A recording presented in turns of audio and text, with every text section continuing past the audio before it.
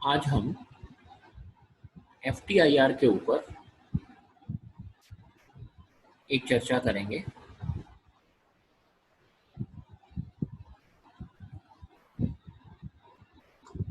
आप साथ साथ जो स्क्रीन शेयर की जा रही है इसको देख सकते हैं। फॉरियर ट्रांसफॉर्म इंफ्रारेड स्पेक्ट्रोस्कोपी FTIR, ये FTIR का इंस्ट्रूमेंट है जो गवर्नमेंट डूंगर कॉलेज की लेबोरेटरी के अंदर, सोफिस्टिकेटेड इंस्ट्रूमेंटेशन लेबोरेटरी के अंदर इसे स्थापित किया गया है। इस FTIR के इंट्रोडक्शन और इंट्रोडक्टरी लेक्चर के अंदर हम सबसे पहले फॉर्मल इंट्रोडक्शन करेंगे, फिर इंस्ट्रूमेंटेशन के बारे में बात करेंगे, उसके बाद में कुछ स्पेक्ट्रा लेंगे और उसका एनालिसिस करेंगे, और अंत में इसकी एप्लीकेशंस लेंगे। मतलब FTIR इंस्ट्रूमेंट के द्वारा हम कौन कौन सी एप्लीकेशंस देख सकते हैं या किसे हम कर सकते हैं।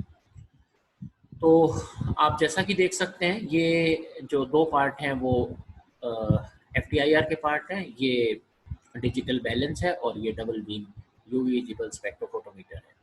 ये विभिन्न रिसर्चर्स हैं जो कि FTIR की पैलेट बना रहे हैं, ये FTIR का एनालिसिस कर रहे हैं, ये वेइंग कर रहे हैं और ये UV विजिबल पे एक्सपेरिमेंट कर रहे हैं।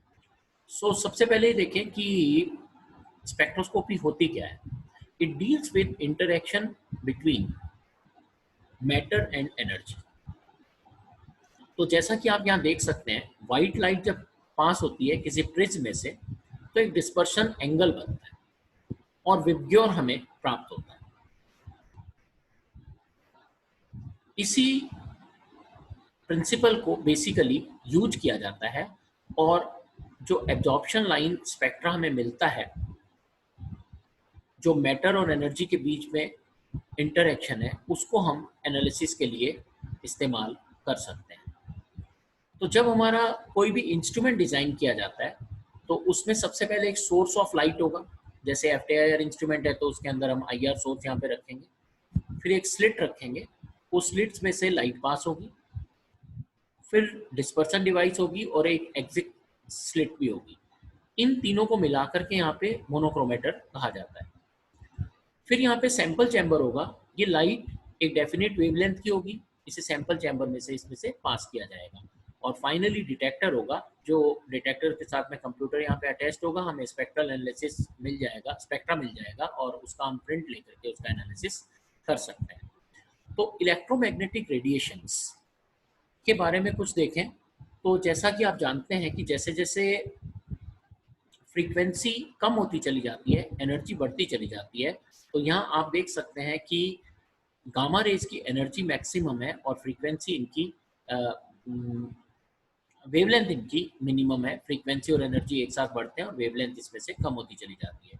एक्सरेज के लिए एनर्जी सबसे ज़्यादा है, लेकिन यहाँ पे एनर्जी गामा रेज से कम है, लेकिन वैक्यूम UV और बाकी सभी से ज़्यादा है और वेवलेंथ इसकी कम होती है। इसी प्रकार रेडियो वेव्स देखें तो इनकी वेवलेंथ सबसे ज़्यादा है, 10⁻⁴ की रेंज में है, लेकिन इनकी एनर्जी बहुत ही कम होती है। तो IR और FTIR स्पेक्ट्रोस्कोपी के अंदर हम 1800 केमिकल IR स्पेक्ट्रोस्कोपी से सबसे पहले विलियम हेर्शेल ने प्रपोज किए थे।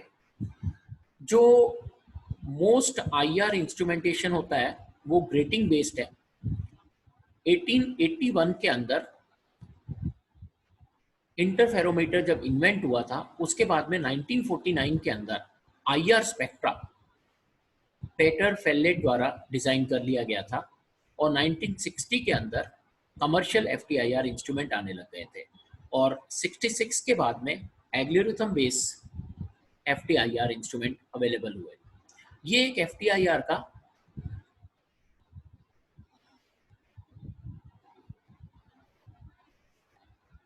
जनरल स्पेक्ट्रा है। इसको हम डिटेल में एनालिसिस के दौरान अगले लेक्चर के अंदर देखेंगे।